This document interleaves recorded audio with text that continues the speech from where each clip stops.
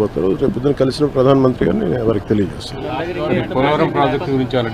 లేదు, నేను మాట్లాడేది ఇప్పుడు మన ముఖ్యమంత్రి గారే మాట్లాడతారు. లేదు, ఉన్నాయి, వాళ్ళు అదే చెప్తా ఉన్నారు, వాళ్ళు వాడలేదు. అందుకనే కదా ఈరోజు అంటే మనకి నైతికంగా కూడా బలం ఉంది. కాకపోతే ఏంటంటే గత ప్రభుత్వం చేసిన ఈ తప్పులన్నీ మనకి వారసత్వంగా వచ్చినాయి. అది వాళ్ళు చేసిన తప్పులకి ఈరోజు మనం మాట పడాల్సి వస్తుంది. మాట పడుతున్నాం ఎందుకంటే ప్రజలకు ఇచ్చిన ఇది ఇంకొక ఆల్రెడీ మనం ఇంకొక 2-3 వారాల్లో దీనికి కంప్లీట్ డీటెయిల్ ఒకటి చేస్తున్నాం. జేజేఎంకి సంబంధించి డిపిఆర్ కూడా ఒకటి చేయాలి. ఇవన్నీ ఒక 2-3 వారాల్లో అయిపోద్ది అనుకుంటున్నాం. ఈరోజు అంటే మన వైస్ ప్రెసిడెంట్ గారిని కలుస్తాం సాయంత్రం. అలాగే రైల్వే మన మినిస్టర్ గారిని కలుస్తాం. ఫైనాన్స్ మినిస్టర్ గారిని మన నిర్మలా సీతారామన్ గారిని కలుస్తాం.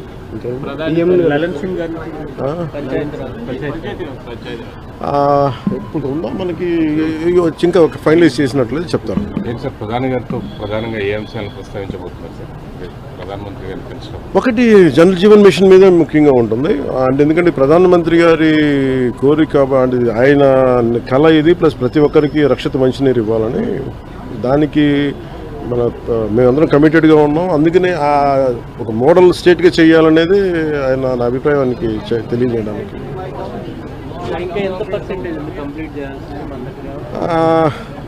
వీళ్ళు ఎలా చేశారంటే అండి, ఫస్ట్ మనకి ప్రాబ్లం ఏమవుద్దంటే, మనం ఇల్లు కట్టినా ఏం చేసినా ముందు అసలు పైప్ లైన్స్ వేయం, సువేజ్ చేయం, మన పైప్స్ ఉండవు మన దగ్గర. ఇప్పుడు సమస్య ఏముందంటే మన దగ్గర వేసిన పైప్ లైన్స్నే మళ్ళీ వీళ్ళు సరిగ్గా ఫ్లో లేదు. డిజైనింగ్ లోపాలు చాలా ఉన్నాయి.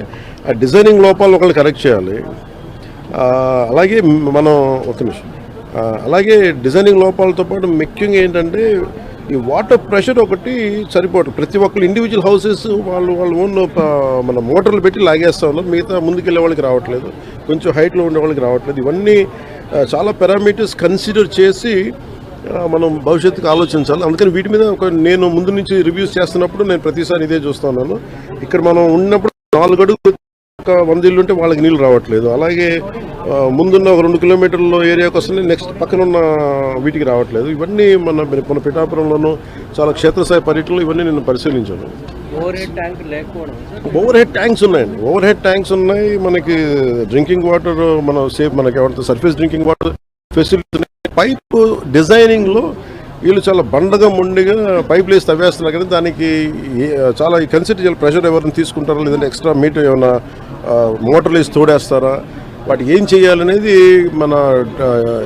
మనకు ఆర్డబ్ల్యూఎస్ శాఖ కూడా దీనికి కొంత బాధ్యత వహించాలని చాలాసార్లు తెలియజేశాను. ఈ సౌర విద్యుత్ ఒప్పందాలకు సంబంధించి ఆంధ్రప్రదేశ్ గతంలో ముఖ్యమంత్రిగా ఉన్నటువంటి జగన్మోహన్ రెడ్డికి దాదాపు 1750 కోట్ల రూపాయలు ముడుపులు ముట్టినట్టుగా అమెరికన్ న్యాయస్థానంలో అభియోగాలు నమోదైనాయి.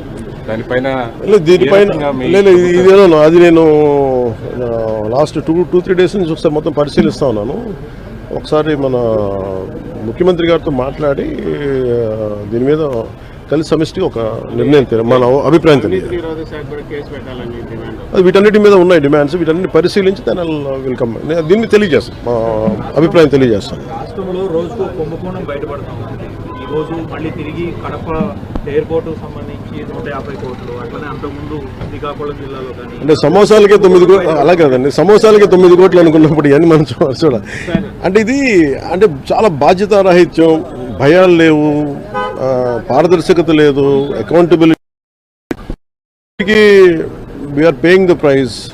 ఇదేంటి భవిష్యత్తులో ఇలాంటి పునరావృతం కాకుండా చూడాలి. ఒకటి వాళ్ళు చేసిన దానికి వాళ్ళని అకౌంటబిలిటీ తీసుకురావడం, 2 భవిష్యత్తులో ఇలాంటి పునరావృతం కాకుండా ఉండటం, రెండింటి మీద ఆలోచిస్తారు. నోటీసులకి స్పందించకుండా తప్పించుకుని తిరుగుతున్నారు. ఆయన ఒక్కళ్ళే గారు, మిగతా చాలా మంది కూడా విచారణకు రమ్మంటే రాకుండా తప్పించుకుని తిరుగుతున్నారు చెప్తున్నారు. పోలీసులు ఆ విధంగా వాళ్ళు పట్టుకోలేకపోతున్నారా, లేకపోతే ఏంటి అసలు? అంటే చిత్తశుద్ధి లేదా పోలీసులు వాళ్ళకి అరెస్ట్ చేయడానికి కానీ వాళ్ళు పట్టుకోవడానికి కానీ? లేదంటే వాళ్ళు తిరుగుతున్నారా? ఏంటి సార్ అది? Let the police do their job, let me do my job. నా పని నేను చేసుకున్నాను, వాళ్ళ పని వాళ్ళు చేయాలి కదా. అట్లా కాదు. గత గవర్నమెంట్ లో అయితే ఎక్కడున్నా కూడా పట్టుకొచ్చేవాళ్ళు. అవునా? మాత్రం అంత పోలీసులు కూడా వాళ్ళు అవ్వట్లేదు. చెప్తున్నారు వాళ్ళు ఢిల్లీ నుంచి కూడా పట్టుకెళ్ళిన సందర్భాలు ఉన్నాయి. అలా అనిపించట్లేదా ఇప్పుడు? అలా లేదు. అంటే మీకు పైగా ఇప్పుడు చంద్రబాబు గారి మీద నందిగామలో దాడి చేసిన వాళ్ళు సింపుల్ గా కోర్టుకు వెళ్ళి వచ్చి మేము బయటకు వచ్చేసామని చెప్పి కాలర్ ఎగరేసుకునేటువంటి పరిస్థితి కనిపిస్తాం. సో ఎట్లా అంటే నేను ఒకటి లా అండ్ ఆర్డర్ హోమ్ నేను చేయట్లేదు. సో మీరు ఇది అడగాల్సింది మీరు ముఖ్యమంత్రి గారిని అడగాలి. కూటమి ప్రభుత్వం కాబట్టి కరెక్టే. అలాగే ఇప్పుడు నేను పంచాయతీరాజ్ గురించి అడిగితే నేను చెప్పగలను. కొన్ని ఇది మా ఇంటర్నల్ గా ఏం జరుగుతుందో ఒకసారి మీరు చెప్పిన అన్ని ఖచ్చితంగా నేనే దాన్ని తప్పించుకోవట్లేదు కదా. కానీ ఒక మాట చెప్పేటప్పుడు కొంచెం బాధ్యతగా చెప్పాలంటే, సో మీరు మా మీడియా మిత్రులు అడిగారు ఢిల్లీలో, ఇవన్నీ నేను ముఖ్యమంత్రి గారి దృష్టికిను హోంమంత్రి గారి దృష్టికి తీసుకెళ్తాను. ఏం చెప్పమంటారు చెప్పండి, మీ మాటకు నేను తీసుకెళ్తానని. అంటే మిమ్మల్ని అంత ఇబ్బంది పెట్టినప్పుడు, అంత ధైర్యంగా ఆంధ్ర పోలీసు ఉన్నప్పుడు, ఈ రోజు ఆంధ్ర పోలీసు ఎందుకు తట్టుపాయిస్తున్నారు అడగాలి కదా. ఖచ్చితంగా అడుగుతాను. జలశక్తి మినిస్టర్ పాటిల్ గారిని కలవడం, మెయిన్ జేజేఎం జలజీవన్ మిషన్కి సంబంధించిన పనులు అడగడానికి వచ్చాను. బడ్జెట్ ఒకటి, టైంలో ఒకటి ఎక్స్టెన్షన్ చేయమని. గత ప్రభుత్వం ఏం చేసిందంటే, వైసీపీ ప్రభుత్వం వాళ్ళు సర్ఫేస్ వాటర్ నుంచి తీయమంటే వాళ్ళన్నీ గ్రౌండ్ వాటర్ తీసేసి చాలా వరకు మల్టీ విలేజ్ స్కీమ్స్ అనౌన్స్ చేసి చాలా తక్కువగా చేసి పర్సంటేజ్. ఒకటి మ్యాచింగ్ గ్రాంట్ ఇవ్వకపోవడం వల్ల మన కేవలం లెస్ దెన్ 2,000 కోట్ల రూపాయలు వాళ్ళు రాష్ట్రానికి వాడారు. వాళ్ళు మ్యాచింగ్ గ్రాంట్ ఒకటి ఇవ్వకపోవడం, ఇంకా మనకి 16,000 కోట్లు ఇంకా వాడుకోవాల్సింది. దానికి సంబంధించి ఒకటి. అలాగే ఈ సర్ఫేస్ వాటర్ నుంచి తీసుకోవాలని కొంచెం ఎక్స్ట్రా ఖర్చు అవుతుంది, దీని మీద మాట్లాడుకున్నాం. సో ఒకసారి వాళ్ళ సహాయ సహకారాలు అడగటానికి, అలాగే ప్రధానమంత్రి గారు కూడా ఇంకా ఒకసారి తెలియజేస్తామని చెప్పారు మనం అడిగిన ఇవన్నీ డిమాండ్స్ అని. వీటికి సంబంధించి వాడిని అడిగిన మేజర్ రెండే అంటే, ఒకటి బడ్జెట్ని ఇంక్రీజ్ చేయమని చెప్పాం, రెండు టైం జేజేఎంని టైం లైన్ ఇంక్రీజ్ చేయమని చెప్పాలి. అలాగా అది మనం 27 దాకా అడిగాం. అది ఇప్పుడు రేపు అన్ని రాష్ట్రాలకి ఇది అవసరం, పూర్తి అనుకున్న నిర్ణీత వ్యవధిలో అవ్వలేదు. అందుకని వాళ్ళు అది చేస్తానని చెప్పి అది ప్రధానమంత్రి గారు నిర్ణయం తీసుకోబోతారు. రేపు పొద్దున కలిసిన ప్రధానమంత్రి గారిని వారికి తెలియజేస్తాను. పోలవరం ప్రాజెక్టు గురించి లేదు, నేను మాట్లాడేది ఇప్పుడు మన ముఖ్యమంత్రి గారే మాట్లాడతారు. లేదు, ఉన్నాయి, వాళ్ళు అదే చెప్తా ఉన్నారు, వాళ్ళు వాడలేదని. అందుకనే కదా ఈరోజు అంటే మనకి నైతికంగా కూడా బలం ఉంది. కాకపోతే ఏంటంటే గత ప్రభుత్వం చేసిన ఈ తప్పులన్నీ మనకి వారసత్వంగా వచ్చినాయి. అది వాళ్ళు చేసిన తప్పులకి ఈరోజు మనం మాట పడాల్సి వస్తుంది, మాట పడుతున్నాం.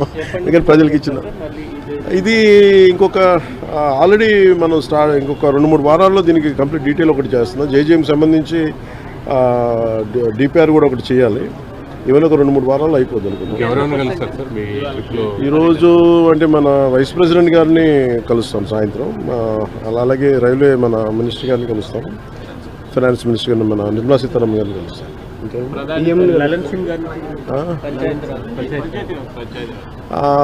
ఇప్పుడు ఉందా మనకి ఇంకా ఫైనలైజ్ చేసినట్లయితే చెప్తారు.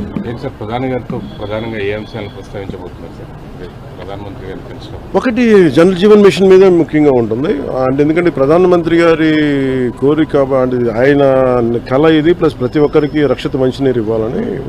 దానికి మేమందరం కమిటెడ్గా ఉన్నాం. అందుకనే ఒక మోడల్ స్టేట్గా చేయాలనేది ఆయన నా అభిప్రాయానికి తెలియజేయడానికి.